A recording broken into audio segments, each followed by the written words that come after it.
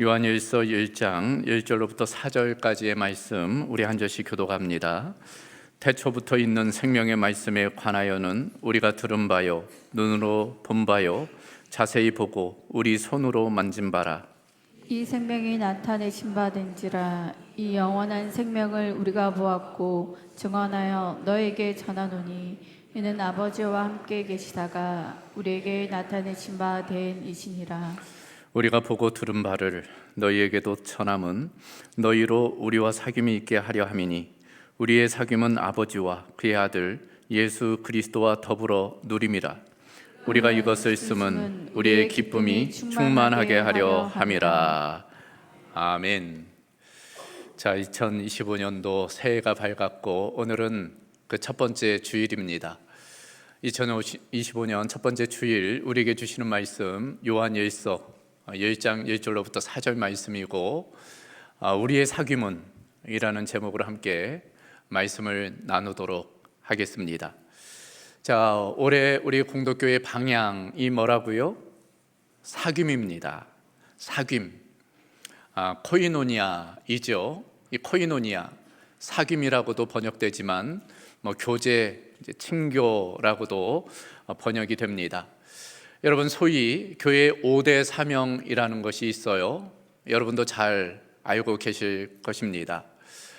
그것을 이제 5손가락으로 우리가 쉽게 이제 설명할 수 있습니다. 첫 번째는 예배이죠. 레이투르기아라고 부릅니다. 엄지손가락, 그만큼 중요하고 으뜸이 된다는 의미예요. 예배가 우리 삶의 우선순위, 가장 중요한 것입니다. 우리 교회의 방향과 사명은 예배가 되어야 돼요. 두 번째는 퀘리그마입니다. 선교라고도 이야기하지만 이 퀘리그마는 이제 두 번째 손가락인데 이 두 번째 손가락은 주로 어디에 써요? 무언가를 방향을 가리킬 때 두 번째 손가락을 사용합니다. 그래서 교회의 방향은 선교, 전도에 맞춰져 있어야 된다는 거예요. 세 번째 손가락은 좀 조심해야 되겠어요. 세 번째 손가락은 이제 디다케, 교육과 훈련입니다. 가장 우뚝 서 있어요. 그래서 사람을 세우는 일이 그만큼 중요하다는 것입니다. 자, 마지막 새끼손가락. 이 새끼손가락은 이제 디아코니아, 섬김과 봉사예요. 새끼손가락이 가장 약한 손가락이잖아요. 그래서 누군가의 도움, 돌봄, 섬김이 필요해요. 그래서 교회는 섬김과 돌봄이 있어야 된다는 것이고, 이제 네 번째 손가락인데요. 이 네 번째 손가락이 바로 이제 코이노니아, 친교 교제입니다. 여러분, 이 네 번째 손가락만 한번 들어보시겠어요? 네 번째 손가락만 들어집니까? 그렇지가 않아요. 네 번째 손가락은 다른 손가락도 함께 들어집니다. 그러니까 이 교제와 친교는 혼자 할 수 없다는 거예요. 함께 어우러질 때만 가능한 것입니다. 그래서 이 5가지를 교회 5대 사명이라고 부르고 우리가 매해마다 중점적으로 그 하나씩을 다루게 됩니다. 올해는 이제 코이노니아, 이 교제와 친교에 맞추어져 있어요. 이 5가지는 따로 떨어져 있지 않아요. 상호 연결이 되어져 있습니다. 이 손가락도 그렇잖아요. 이 손가락이 서로 연결이 되어져 있어요. 그래서 이 5가지의 사명은 서로 상호 유기적으로 영향을 주고 받는 것입니다. 그래서 함께 하나님의 나라를 이루어 가게 돼요. 그 중에 하나가 코이노니아고 올해 우리의 교회의 방향이 이 코이노니아에 맞추어져 있습니다. 이 코이노니아가 참으로 중요해요. 왜냐하면 하나님의 본성과 연관되어 있기 때문입니다. 우리가 믿는 하나님은 소위 삼위일체 하나님이지요. 세 분이면서 한 분, 한 분이면서 세 분이신 하나님입니다. 참으로 우리의 이성과 합리로는 이해하기 어려운 신비적인 요소예요. 한 분이면서 어떻게 세 분이고 세 분이면서 어떻게 한 분일까? 그래서 신학적으로는 이걸 페리코레시스라는 것으로 이야기합니다. 상호 침투, 상호 내주의 개념이에요. 그러니까 상호 간에 서로 연결되어 있다는 거예요. 서로 영향을 주고받는다는 것입니다. 그래서 조화와 일치를 이루어가는 것입니다. 삼위일체 하나님, 그 중심에 코이노니아가 있음을 우리가 알 수 있습니다. 그러므로 우리 인간의 본성도 이 코이노니아가 자리 잡고 있어요. 왜냐하면 우리 인간은 하나님의 형상과 하나님의 모양으로 창조되었기 때문입니다. 그래서 우리는 이 코이노니아를 이루며 살아갈 수밖에 없어요. 혼자서는 살아갈 수 없는 것입니다. 사실 인간이라는 단어 한자로 보면 사람 인자에 사이간자를 쓰잖아요. 그러니까 서로 간에 상호 교제하고 또 사랑하며 살아가는 것이 사람, 인간이라는 것입니다. 그래서 하나님께서는 아담 혼자만 있는 것을 좋지 않게 보시고 바로 하와를 창조하시고 함께 더불어 살아가도록 만드셨습니다. 그와 같은 우리 인간은 그런 의미에서 사귐이 중요합니다. 먼저는 하나님과의 사귐이 중요하고 더불어서 수평적인 사랑과의 사귐이 중요하고 더불어서 하나님께서 창조하신 창조 세계와의 사귐이 중요해요. 그래서 오늘 올 2025년도 우리 교회의 방향인 이 사귐에 대해서 우리 함께 살펴보려고 합니다. 오늘은 첫 시간으로서 전체 개요 숲을 좀 보게 될 거예요. 그리고 다음 주부터는 그 각각의 내용, 나무들을 좀 살펴보도록 하겠습니다. 오늘 큰 틀에서의 사귐의 세 차원을 우리 함께 살펴보겠는데, 우리의 사귐은 어떤 사귐이 되어야 할까? 그 첫 번째, 우리의 사귐은 하나님과의 사귐이라는 것입니다. 1절 말씀을 다시 보면 태초부터 있는 생명의 말씀에 관하여는 우리가 들은 바요 눈으로 본 바요 자세히 보고 우리의 손으로 만진 바라 라고 되어져 있습니다. 여기 보면 태초에 있는 생명의 말씀이라고 되어져 있어요. 하나님 곧 예수님을 의미하는 거죠. 그분이 곧 생명이며 말씀이라는 것입니다. 생명이라는 단어 헬라어 조에라는 단어이고 말씀이라는 단어는 여러분 잘 아는 로고스라는 단어입니다. 이 요한복음이나 요한서신에서 매우 자주 등장하는 사도 요한의 신학 중심에 있는 단어예요. 바로 우리가 믿는 하나님 곧 예수님은 이 생명이라는 그런 의미입니다. 생명의 말씀이라는 의미예요. 왜 예수님께서 생명의 말씀이 되실까? 우리에게 참된 생명, 영원한 생명을 주시기 때문이죠. 우리가 예수님을 통해서 영원한 생명을 얻기 때문인 것입니다. 바로 예수님께서 십자가에 달려 죽으시고 부활하심을 통해서 그 예수님을 믿는 우리 모두에게 영원한 생명을 허락해 주신 것입니다. 그런 의미에서 우리에게 그 생명과의 사귐이 필요하다는 거예요. 생명의 말씀 대신 주님과의 만남이 필요하다라고 말씀하고 있는 것입니다.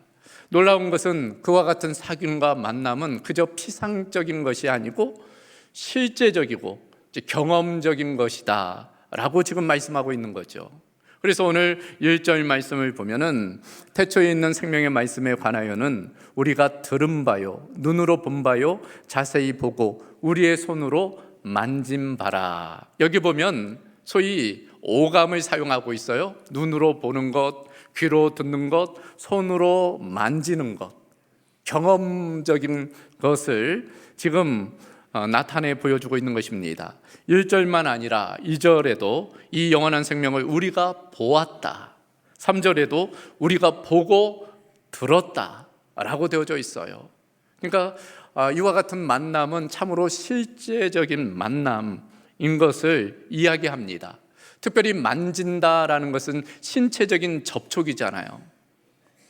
마치 도마, 예수님의 제자가 부활하신 예수님의 그 부활을 의심할 때 예수님께서 네 손가락을 못 자국 난 내 옆구리를 넣어봐라, 만져보라 이야기한 것처럼 우리가 주님과의 사귐이 그런 경험적인 사귐이 되어야 됨을 지금 이야기하고 있는 것입니다.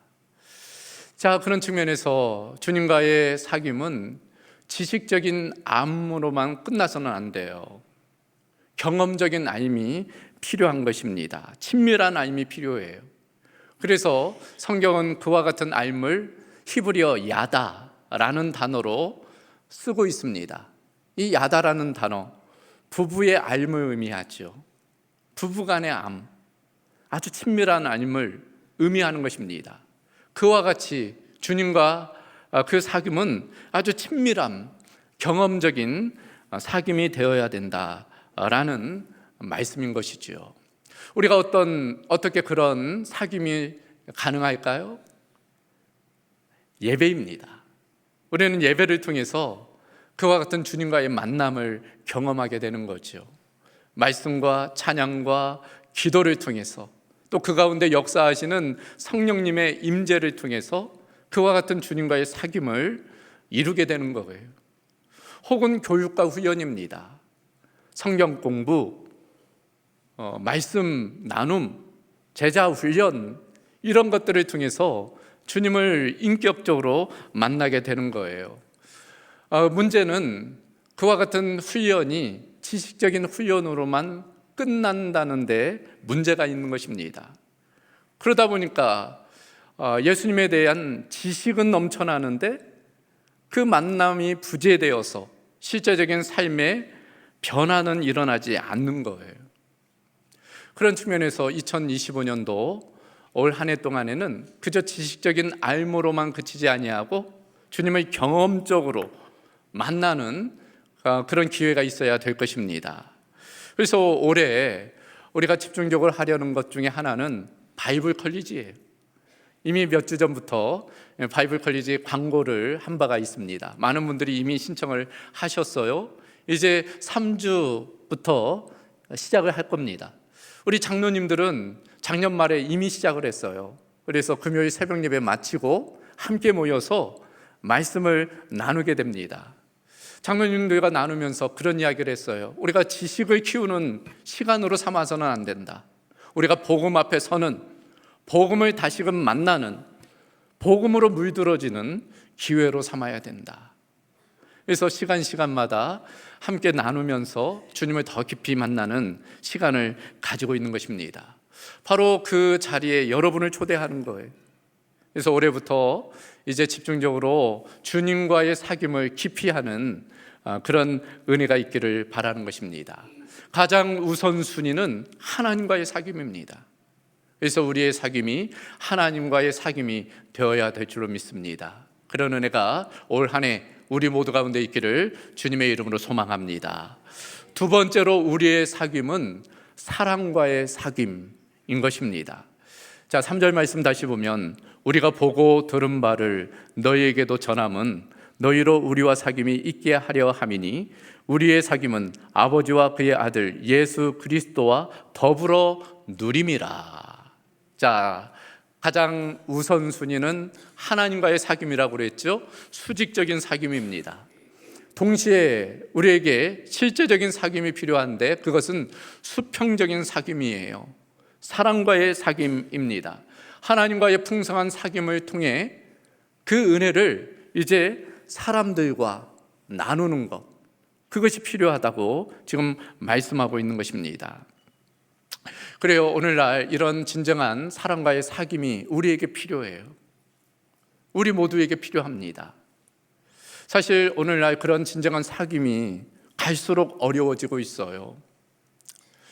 핵가족 시대에 살고 있잖아요. 과거에는 4인 가구가 주였습니다. 하지만 오늘에는 1인 가구가 늘어나고 있어요. 4인 가구 비율이 이제는 10% 안쪽으로 5% 안쪽까지 떨어졌습니다. 1인 가구 비율은 이제 두 자릿수가 넘어요. 2015년도에 27.2%였던 것이 2035년도에는 35% 정도까지로 늘어날 걸로 예상이 됩니다. 그러니까 과거에만 해도 가정 안에서 상호 사귐이 이루어졌지만 이제는 가정도 어렵다는 거예요. 그러다 보니 자꾸 외로움의 문제가 대두됩니다. 고독의 문제가 대두돼요.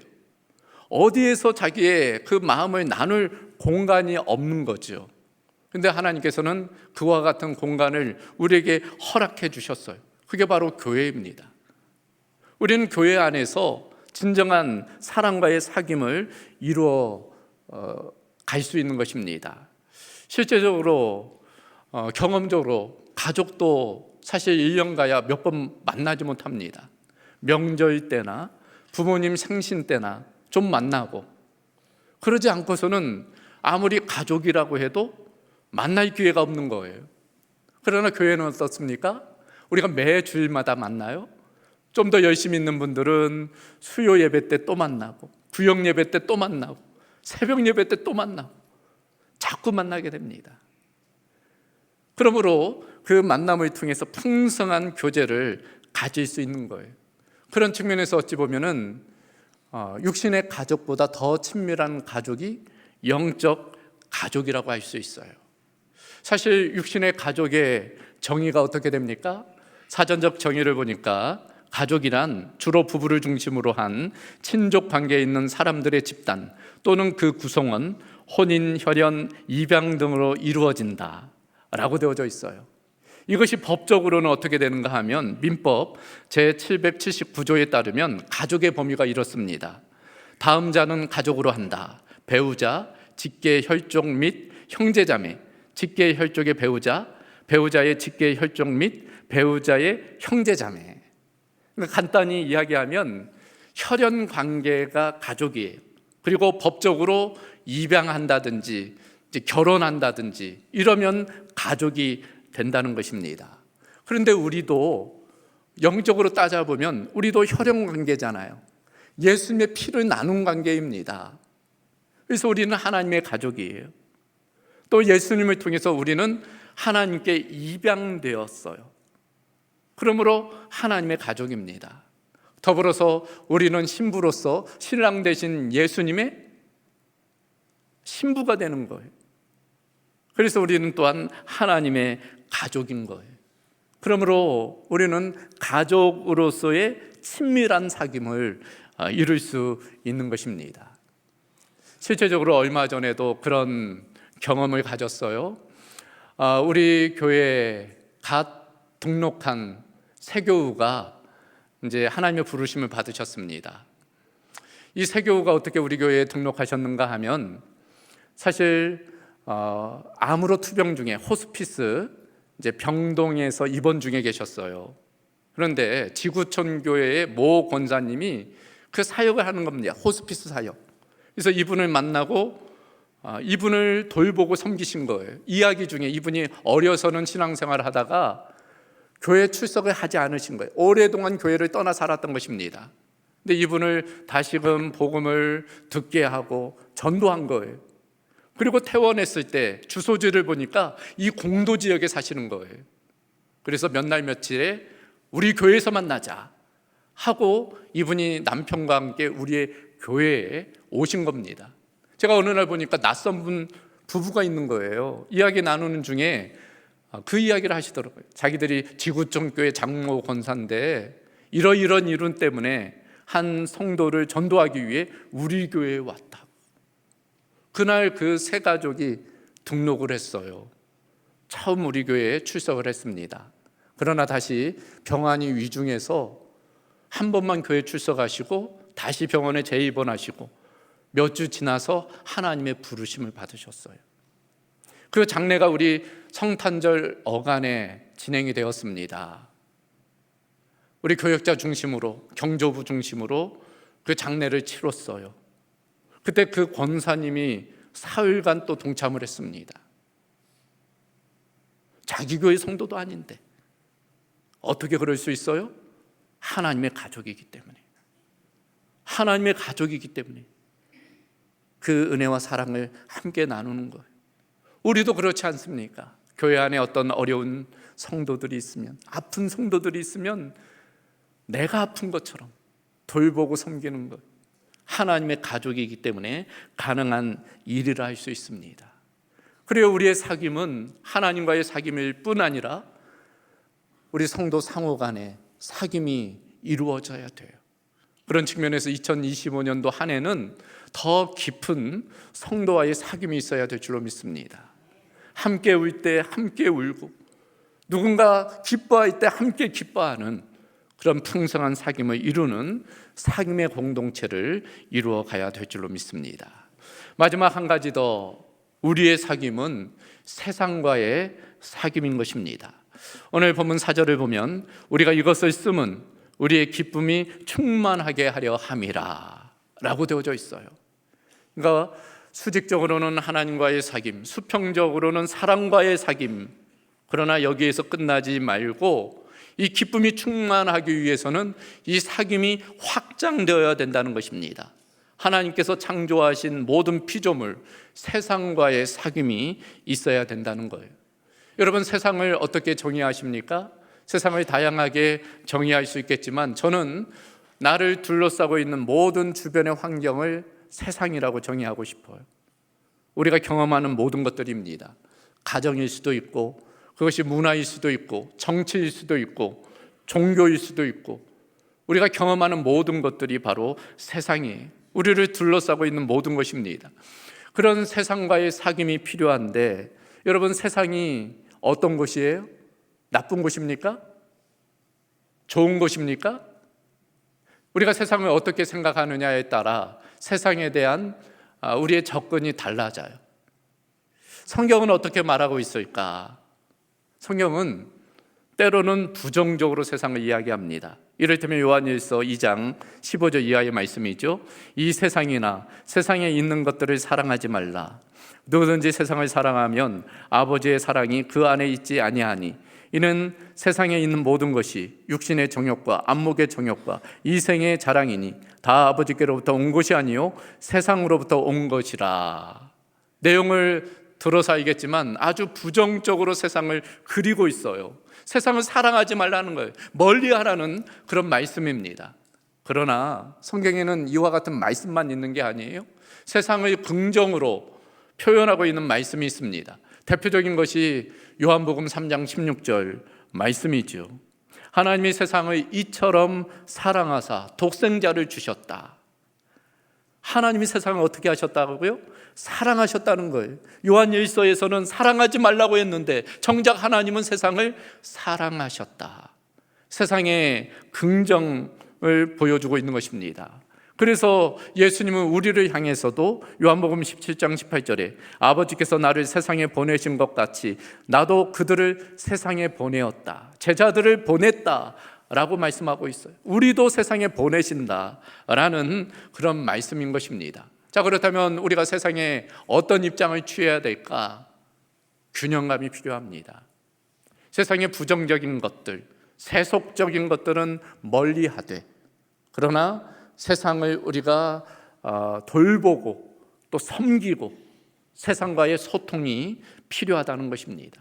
그리고 우리가 세상을 떠나서는 살 수 없잖아요. 우리가 세상 안에서 살아갈 수밖에 없는 것입니다. 그래서 예수님도 너희는 세상의 소금이며 빛이라 말씀하고 있어요. 세상 안에서 살아가되 소금과 빛으로 살아가라는 말씀이라 할 수 있습니다. 그러므로 세상에 동화되거나 세상과 분리되는 것이 아니라 세상에서 구별된 모습으로 살아가야 되는 것입니다. 여러분, 우리 교회는 이 공도 지역에 처음 세워진 교회,